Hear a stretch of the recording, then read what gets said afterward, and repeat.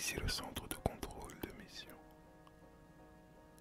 Aujourd'hui, nous embarquons pour un voyage unique, un périple au-delà des étoiles, à travers les mystères fascinants de notre système solaire. Imaginez, de notre site de lancement, nous passerons saluer l'ISS, dire bonjour à notre éternelle voisine, la Lune. Nous irons rendre visite à Hubble et James Webb. Croiserons le fer avec Mars avant de nous aventurer à proximité de Jupiter pour y exercer les talents de notre pilote, le commandant Nuage ASMR. Soyez tranquilles, vous êtes entre de bonnes mains, voyageurs, car si le commandant Nuage a été choisi pour piloter notre fusée lors de ce périple parmi toutes les candidatures, c'est que ses talents de pilote s'accompagnent d'une passion et d'une connaissance de notre univers qui s'avéreront précieuses pour notre mission et qui vous feront sans aucun doute profiter au mieux de notre balade dans le système solaire tel que vous ne l'avez jamais vu. Notre décollage se fera de Cap Canaveral. Les conditions météo sont optimales. Notre niveau de carburant est au maximum et tous les appareils sont fonctionnels. Je crois d'ailleurs qu'il est temps pour nous de prendre contact avec notre commandant de bord. À vous. Bonjour à tous, je vous reçois 5 sur 5. Effectivement, la météo est splendide et le voyage s'annonce bien. Nous nous apprêtons à décoller depuis Cap Canaveral, un lieu emblématique, autrefois connu pour ses plages sauvages et ses paysages tropicaux, devenu au fil des décennies le berceau des plus grandes missions spatiales de l'histoire. Ce sont les années 1950 qui ont marqué le début de la transformation de Cap Canaveral en centre de lancement spatial. Avec la montée des tensions de la guerre froide, les États-Unis ont investi massivement dans la recherche spatiale. En 1957, l'Union soviétique a lancé le premier satellite artificiel Sputnik 1, déclenchant une véritable course à l'espace avec les États-Unis. Le 29 juillet 1950, Cap Canaveral a accueilli son premier lancement spatial, une fusée Pumper V2. Ce lancement n'était pas destiné à aller dans l'espace, mais à tester les capacités des fusées dans la haute atmosphère. Cependant, ce fut un événement marquant, annonçant la naissance de ce qui deviendrait un site de renommée mondiale. C'est le 31 janvier 1958 que Cap Canaveral entre véritablement dans l'histoire de l'exploration spatiale avec le lancement d'Explorer 1, le premier satellite américain à être mis en orbite autour de la Terre. Ce succès marque la réponse américaine à Sputnik et pose les bases pour les futures missions spatiales habitées. Avec la création de la NASA en 1958, Cap Canaveral devient un pilier central du programme spatial américain.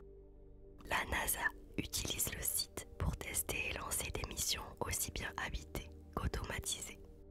L'un des moments les plus emblématiques de l'histoire de Cap Canaveral est bien sûr le lancement de la mission Apollo 11, le 16 juillet 1969. Depuis la rampe de lancement 39A, la fusée Saturn V décolle pour emmener les premiers humains sur la Lune. Ce moment marquera non seulement la victoire des États-Unis dans la course à l'espace, mais aussi un exploit sans précédent dans l'histoire de l'humanité. Aujourd'hui, Cap Canaveral est plus actif que jamais. En plus de la NASA, des entreprises privées comme SpaceX et Blue Origin utilisent ces installations pour leurs propres missions spatiales. La Falcon 9, développée par SpaceX, décolle régulièrement depuis Cap Canaveral pour envoyer des satellites, des marchandises et des équipages vers notre première destination, la Station spatiale internationale. L'un des plus grands succès récents de Cap Canaveral est le lancement du télescope spatial James Webb en décembre 2021. Ce télescope, beaucoup plus puissant que Hubble, nous offre des images encore plus détaillées des premières étoiles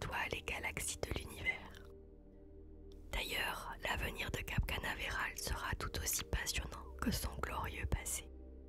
Des missions comme Artemis, qui visent à retourner sur la Lune et préparer des missions habitées vers Mars, décolleront depuis ce même site, sans parler de notre mission très spéciale d'aujourd'hui. Il est d'ailleurs temps pour nous de décoller. Fermez les yeux et imaginez, alors qu'un léger frémissement se fait ressentir sous vos pieds. Les moteurs commencent à ronronner doucement. Prenez une profonde inspiration, détendez-vous et laissez-vous porter par l'aventure. Pourquoi entreprendre une telle épopée? Pourquoi nous rêver l'espace d'une mission en explorateur de l'infini? La réponse est simple et complexe au-delà de toute imagination. Lorsque nous levons les yeux vers les étoiles, nous ne cherchons pas simplement à comprendre l'univers, mais à nous comprendre nous-mêmes. Dans l'immensité glacée et silencieuse de l'espace, nous en apprenons non seulement sur la composition des étoiles, mais aussi sur celle de nos rêves. Chaque pas vers les étoiles est un pas vers une vérité plus profonde, celle de notre place dans ce grand tout cosmique. Explorer l'espace, c'est s'aventurer dans l'inconnu avec le cœur en quête d'infini. C'est embrasser l'idée que nous sommes à la fois infiniment petits et pourtant capables de rêver au-delà des limites de notre monde. Nous naviguons dans le vide stellaire avec des questions aussi anciennes que l'humanité elle-même. Qui sommes-nous? D'où venons-nous? Où allons-nous? Les étoiles nous rappellent que nous faisons partie d'un cycle cosmique éternel, que la poussière de l'univers est la source même de notre existence.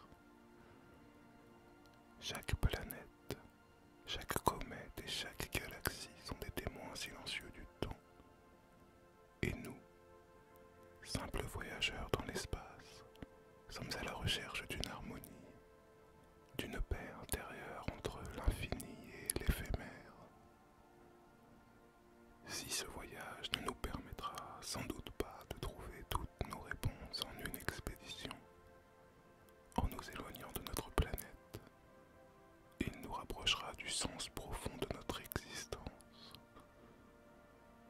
nous éloignant un instant des problèmes étouffants de notre petit monde pour nous donner l'occasion de s'ouvrir à la paix des étoiles et du cosmos, infiniment grand. En tout cas, le décollage a été un succès. Mes appareils semblent indiquer que notre fusée quitte sereinement l'atmosphère terrestre en franchissant la ligne de Kármán, frontière entre l'atmosphère terrestre et l'espace, à 100 km au-dessus de nos têtes. Le commandant nuage est formel. Notre fusée sera à l'heure pour notre rendez-vous spatial à 400 km de la Terre avec l'ISS.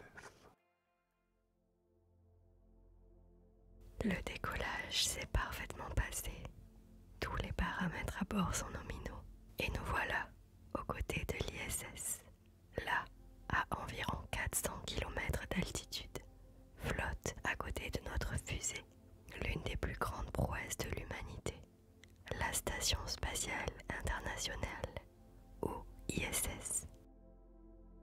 Depuis la Terre, elle n'est qu'un petit point lumineux traversant le ciel nocturne.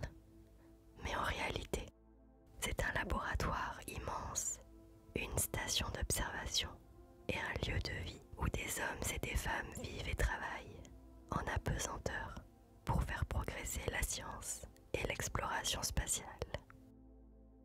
L'histoire de l'ISS remonte aux années 1980, à l'époque où la NASA, avec l'aide d'autres agences spatiales comme celle de la Russie, du Japon, du Canada et de l'Europe, rêvait d'un laboratoire en orbite où des recherches pourraient être menées en continu, dans un environnement unique, celui de l'espace. Mais construire une station d'une telle envergure n'a pas été simple. L'ISS est le fruit de décennies de coopération internationale et de plus de 40 mission spatiale pour assembler ces modules pièce par pièce à une distance de la Terre, rendant un tel chantier inédit. Le fonctionnement de l'ISS est aussi impressionnant que son histoire. En orbite autour de la Terre à une vitesse vertigineuse de 28 000 km par heure. Elle fait le tour complet de notre planète en seulement 90 minutes. Cela signifie que les astronautes à bord de la station voient 16 levées et couchers de soleil chaque jour. La station elle-même est composée de différents modules, chacun ayant une fonction spécifique. Certains modules servent de laboratoire où des expériences sont menées dans des conditions d'apesanteur. D'autres sont dédiés à la vie quotidienne, des cabines pour dormir, des espaces pour manger et se détendre, des salles d'exercice pour maintenir la forme physique. Les astronautes passent plusieurs mois à bord, vivant dans un environnement où le haut et le bas n'ont plus de sens, où chaque mouvement doit être calculé pour se déplacer sans effort dans les couloirs étroits de la station. Mais ce qui rend l'ISS si fascinante, ce sont les recherches qui y sont menées. La station offre un environnement unique, où la gravité est quasi inexistante, un environnement que l'on ne peut reproduire sur Terre. Cela permet aux scientifiques de réaliser des expériences qui ne pourraient tout simplement pas être effectuées autrement. Les chercheurs étudient, par exemple, comment le corps humain réagit à la pesanteur sur de longues périodes. Cette question est essentielle pour préparer les futures missions vers Mars ou d'autres planètes lointaines. Les astronautes de l'ISS passent des mois en microgravité et cela affecte leurs os, leur cœur, leurs muscles. En observant ces effets, les scientifiques peuvent développer des solutions pour que les futurs explorateurs puissent vivre de plus en plus longtemps loin de la Terre. En plus des recherches médicales, l'ISS est aussi un laboratoire pour l'étude de la matière et des matériaux. En l'absence de gravité, les fluides, les gaz et même les solides se comportent différemment. Cela permet d'étudier des phénomènes physiques et chimiques sous un nouveau jour. Par exemple, les scientifiques examinent comment les cristaux poussent en microgravité ou encore comment se comportent certaines réactions chimiques. Ces études pourraient avoir des répercussions sur la création de nouveaux matériaux plus résistants ou de médicaments plus efficaces. Sans oublier les recherches tournées vers la Terre. Grâce à ces instruments embarqués, l'ISS observe en continu notre planète. Elle collecte des données sur le climat, les océans, l'atmosphère. Elle permet d'avoir une vue d'ensemble unique sur notre planète et de mieux comprendre les changements environnementaux auxquels elle fait face. Finalement, en venant saluer l'ISS lors de notre voyage, ce sont plus de 240 astronautes de 19 pays différents qui ont déjà vécu à bord de la station depuis son lancement en 1998 que nous venons saluer. Alors quand nous rentrerons sur Terre, souvenez-vous que lorsque vous apercevrez ce point lumineux traverser le ciel nocturne, des hommes et des femmes travaillent à bord pour que peut-être un jour nous puissions explorer encore plus loin.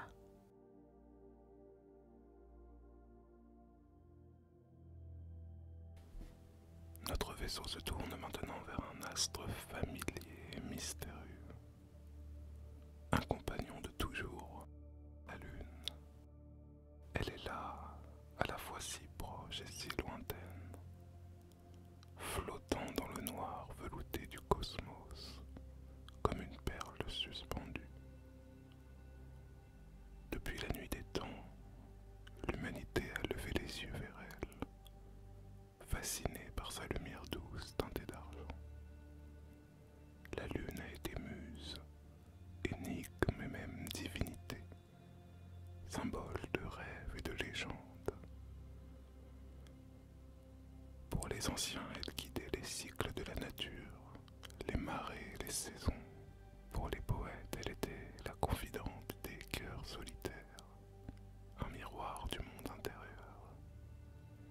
Mais ce rêve si ancien est devenu réalité.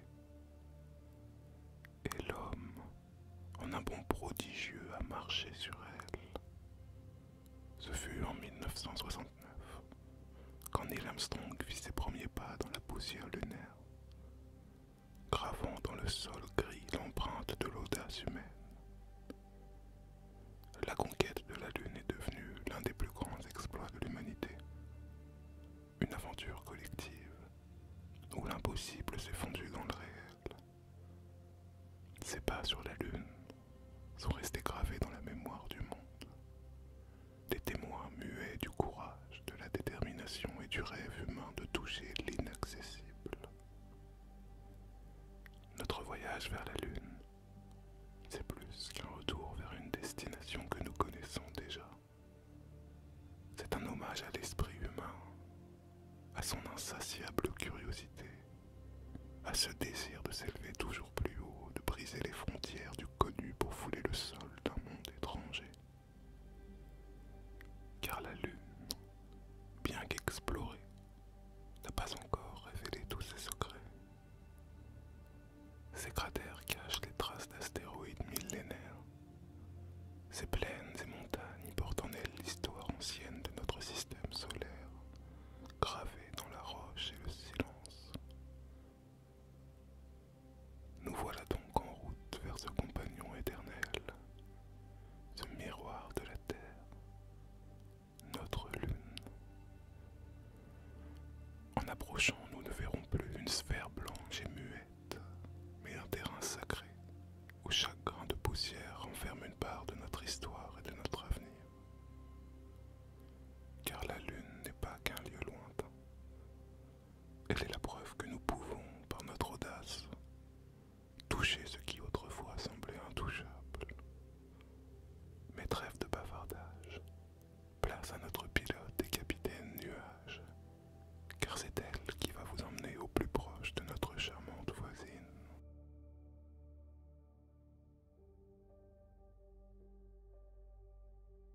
Notre manœuvre pour se placer en orbite lunaire est un succès.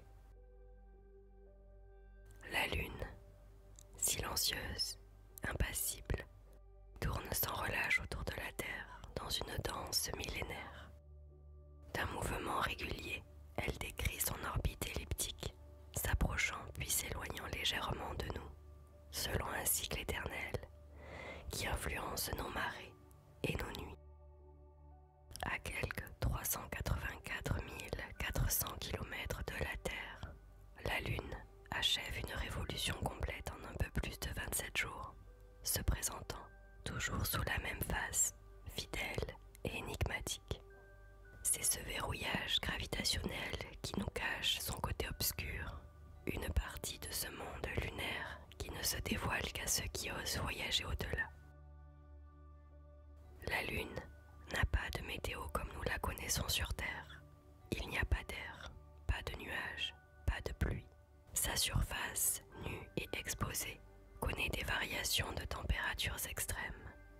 Sous la lumière directe du soleil, la température peut s'élever jusqu'à 127 degrés Celsius, tandis que dans l'ombre glaciale de la nuit lunaire, elle plonge brutalement jusqu'à moins 173 degrés Celsius. Le jour et la nuit ne s'alternent que tous les 14 jours terrestres, créant un monde où le froid et la chaleur coexistent dans des contrastes inouïs, où le silence règne sans partage. Au fil des missions d'exploration, nous avons découvert des secrets fascinants.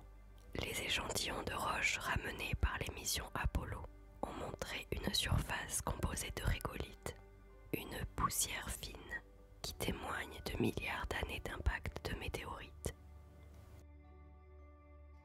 Sous cette couche, des traces de minerais riches en fer et en titane, les vestiges d'une époque où la Lune était encore volcanique, témoignent d'un passé tumultueux.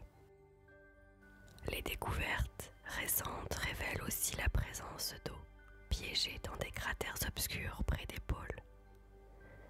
Ces gisements de glace protégés de la chaleur solaire pourraient être la clé d'une future exploration humaine durable.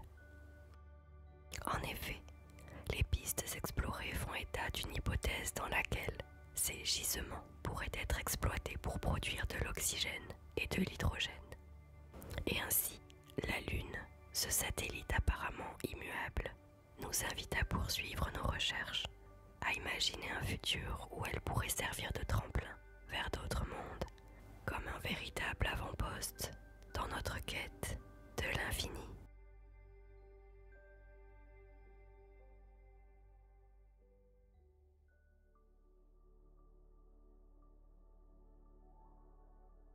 Nous quittons les abords de la Lune et poursuivons notre vol. Je vois depuis la Terre qu'à mesure que nous avançons dans l'espace, vous devriez pouvoir apercevoir de véritables trésors de l'humanité. Les télescopes Hubble et James Webb flottant dans le vide spatial. Chacun, à sa manière, a changé à jamais notre perception de l'univers et nous a aidés non pas à comprendre qui nous sommes, mais où nous sommes. Tout d'abord, le télescope Hubble. Depuis 1990, Hubble tourne autour de la Terre, révélant les secrets jusque-là inaccessibles. Ces images nettes et colorées nous ont permis de scruter les nébuleuses, les amas d'étoiles, et de voir pour la première fois des galaxies lointaines telles qu'elles étaient il y a des millions, voire des milliards d'années. C'est grâce à Hubble que nous avons pu calculer avec plus de précision l'âge de l'univers et mieux comprendre son expansion. Puis vint le télescope James Webb, stationné bien plus loin de la Terre, à un point fixe, là où les forces de gravité de la Terre et du Soleil s'équilibrent. Cet endroit est appelé le second point Lagrange. James Webb est doté de miroirs si sensibles et si précis qu'il peut voir encore plus loin que son petit frère, dans des longueurs d'onde infrarouges. Cela nous permet de plonger dans l'obscurité des débuts de l'univers, vers les toutes premières galaxies, et même de détecter des signes de vie potentiels dans les atmosphères de planètes lointaines. Là, suspendus dans le noir profond, James Webb et Hubble scrutent le cosmos. Ils sont les yeux que nous avons tendus et ouverts vers l'infini, des témoins silencieux des mondes anciens et des éclats d'étoiles oubliés. Par leur regard, nous avons découvert l'univers, et en lui, nous nous sommes découverts nous-mêmes. Ils regardent au loin, au-delà du temps lui-même, capturant des lumières qui ont voyagé des milliards d'années avant d'atteindre leur lentille. Chaque image qu'ils nous renvoient n'est pas celle d'un univers actuel, mais celle d'un monde qui a disparu, comme un souvenir lointain du cosmos. Ces télescopes nous révèlent des étoiles mortes depuis des siècles, des galaxies qui se sont peut-être éteintes sans même que nous puissions en avoir le moindre signe. Chaque fragment d'image est une parcelle d'histoire, un instant figé, témoignant d'un passé qu'aucun être vivant n'a pu observer, sauf maintenant, à travers leurs yeux silencieux.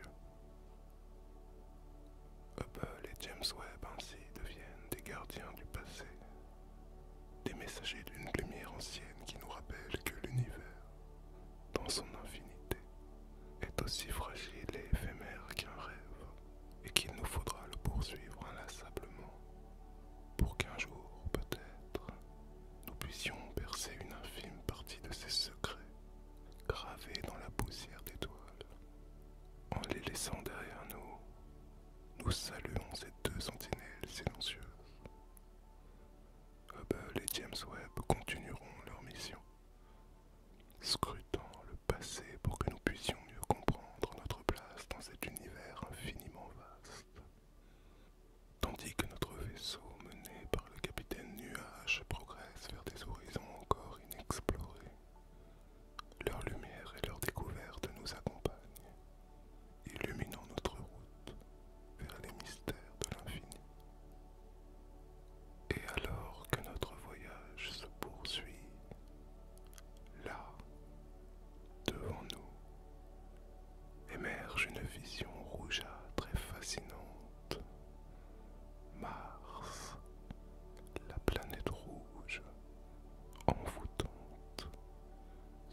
suspendu dans le vide comme un joyau ancien qui tournera lentement dans l'ombre du cosmos.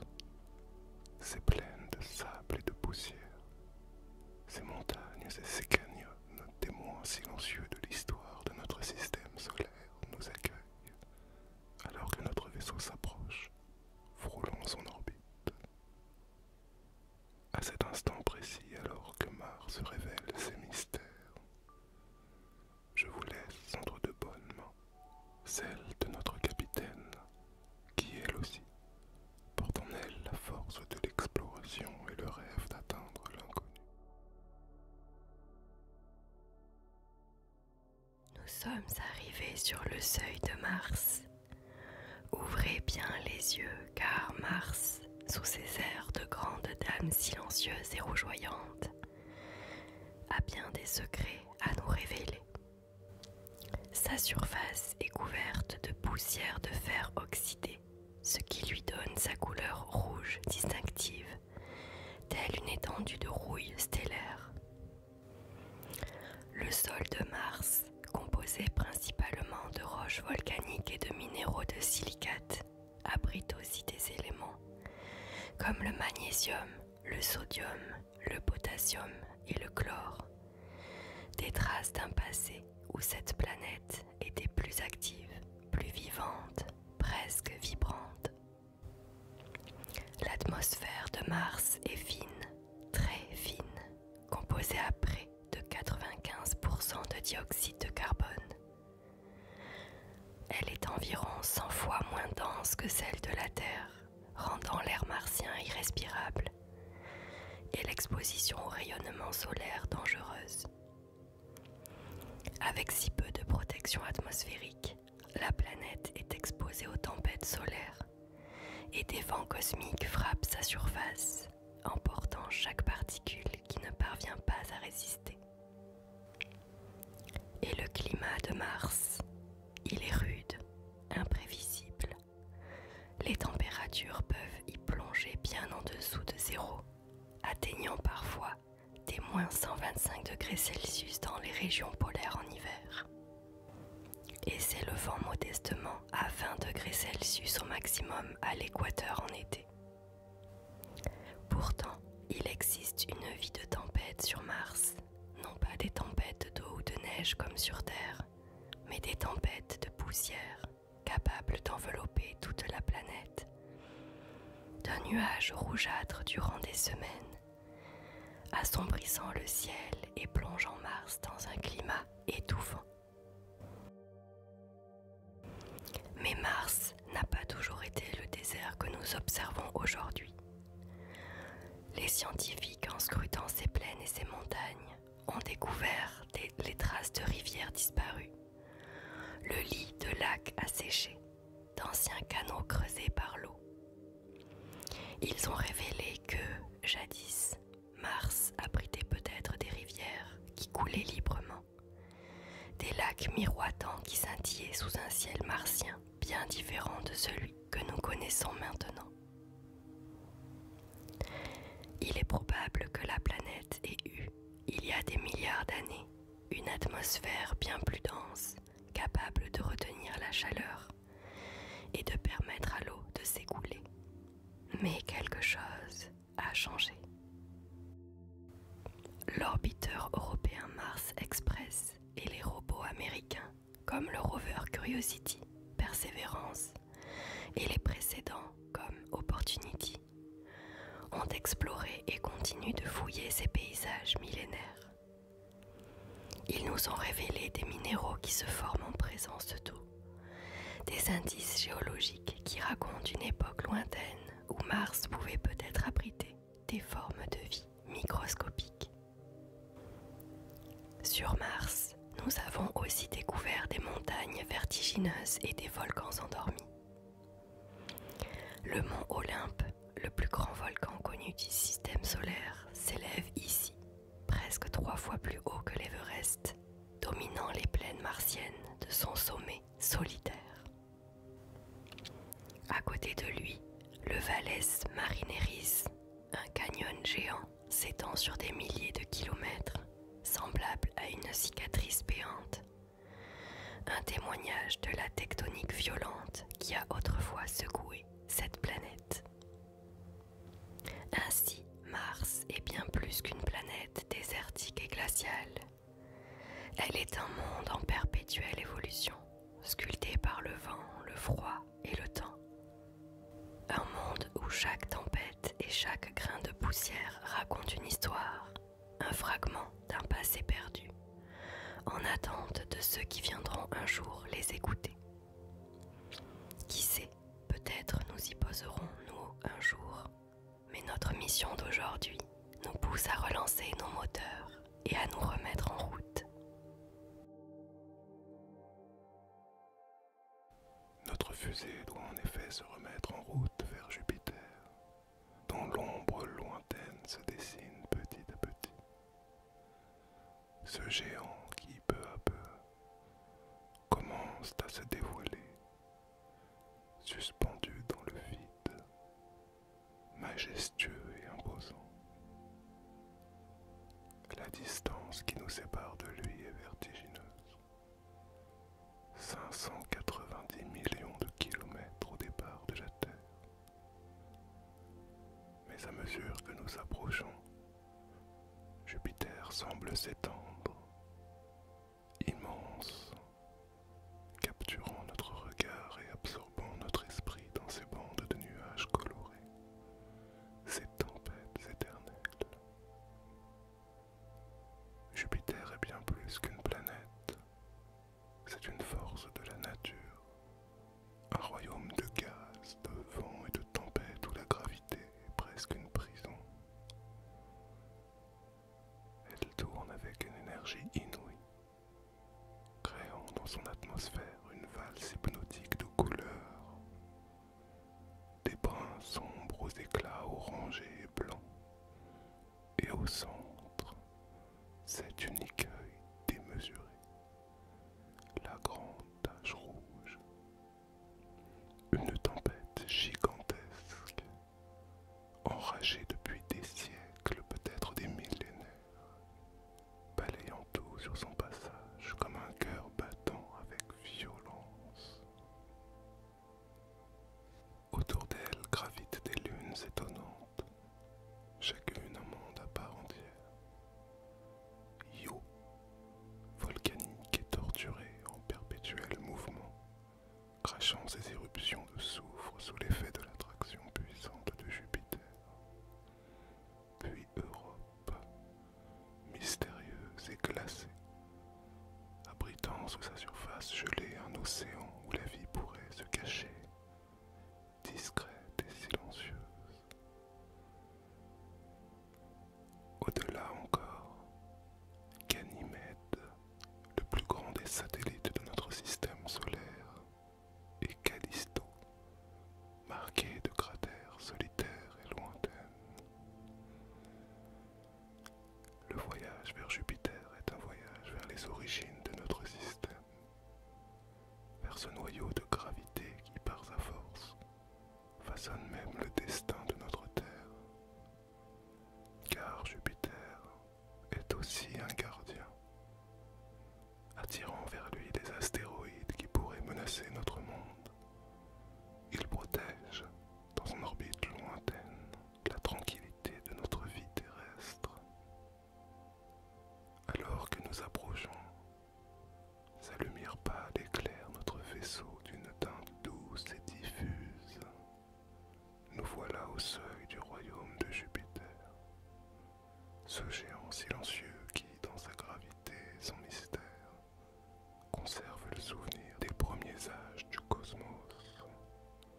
Et, une fois n'est pas coutume, il est temps pour nous de redonner les commandes à notre capitaine Nuage. Car qui mieux qu'elle pour nous parler plus en détail de cette dernière étape de notre voyage dans le cosmos.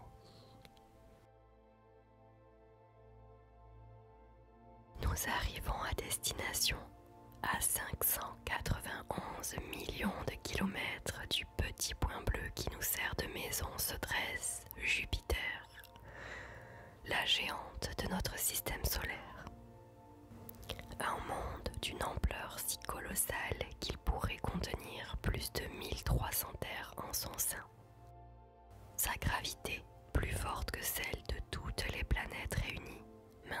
équilibre ces lunes tourmentées, influence le destin des comètes et même, parfois, celui de la Terre. Mais derrière son apparence majestueuse se cache un environnement farouche aux conditions météorologiques inimaginables, où le vent et la tempête se déchaînent sans répit.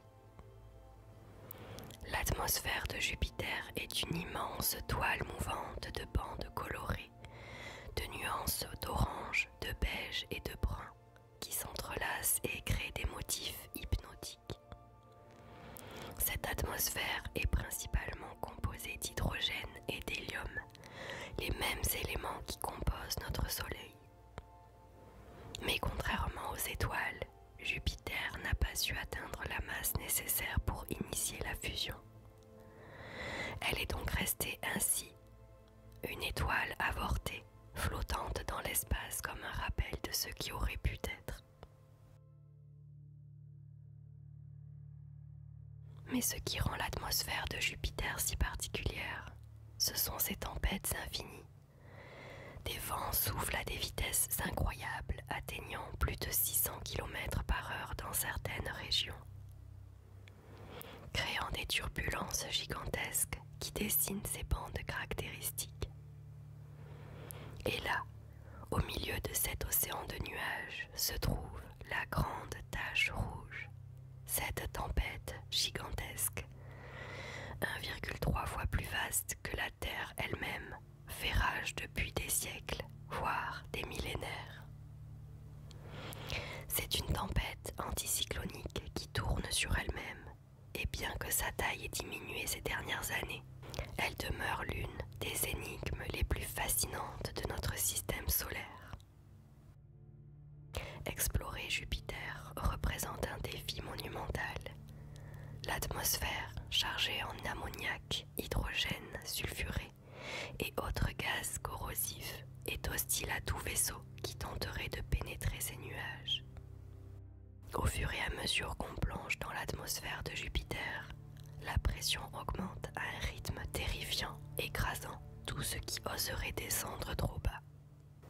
À une certaine profondeur, la pression est si intense que l'hydrogène gazeux se transforme en un état liquide métallique, un phénomène unique dans notre système solaire.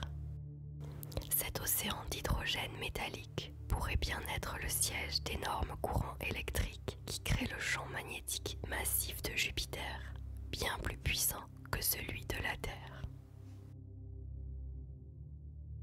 Pourtant, malgré ces conditions extrêmes, les scientifiques continuent d'étudier Jupiter avec fascination. Les sondes spatiales comme Voyager, Galileo, Juno et les missions récentes ont révélé des secrets insoupçonnés. Nous avons appris que la planète génère plus d'énergie qu'elle n'en reçoit du Soleil, une anomalie qui reste encore mal comprise. Les pôles de Jupiter, observés de près pour la première fois par la sonde Juno, sont couverts de cyclones géants disposés en formation symétrique qui défient notre compréhension des phénomènes atmosphériques. Et autour de Jupiter gravite un cortège de lunes, chacune apportant une dimension nouvelle à cet écosystème planétaire complexe.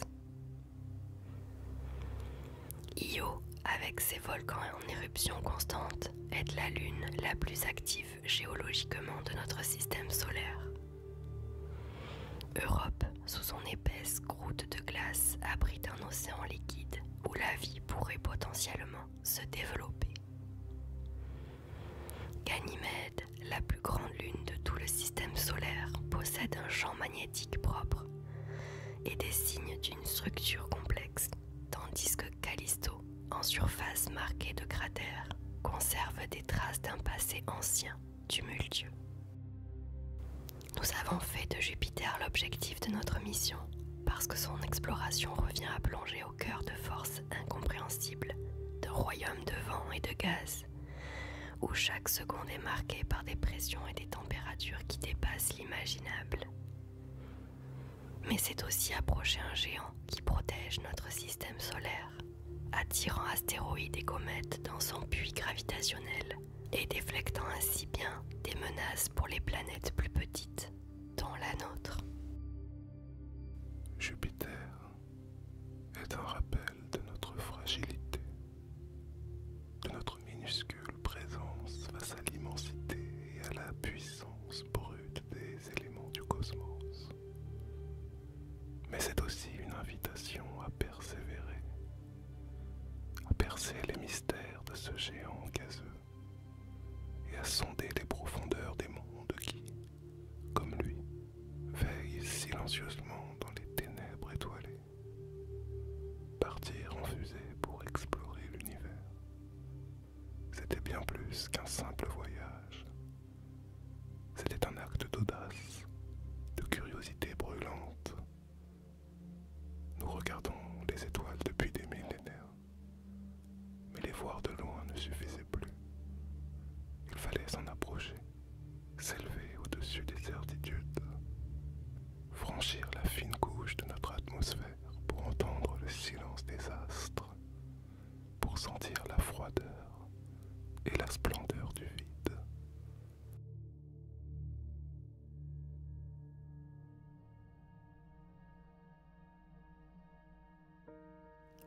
En s'élançant vers l'infini lors de ce voyage, nous ne cherchons pas seulement des réponses sur les planètes ou les étoiles, nous cherchons des fragments de nous-mêmes. Nous voulons comprendre notre propre origine, notre avenir et peut-être trouver notre place dans cette immense tapisserie cosmique. Car l'univers, en se révélant, nous révèle aussi ce que signifie être humain, fragile et rêveur, dans un monde qui s'étend bien au-delà des rêves et des frontières. C'est ici, à presque 600 millions de kilomètres de notre planète bleue, à mi-chemin entre chez nous et l'infinité de rêves qui illuminent notre ciel, que s'achève notre premier voyage. En se lançant dans cette première mission, nous espérons vous avoir fait voyager et rêver autant que nous espérons avoir réussi à éveiller votre curiosité et à vous transmettre quelques clés pour commencer à comprendre et découvrir l'immensité de notre univers. Mais après presque 600 millions de kilomètres de voyage, soyez sûrs d'une chose.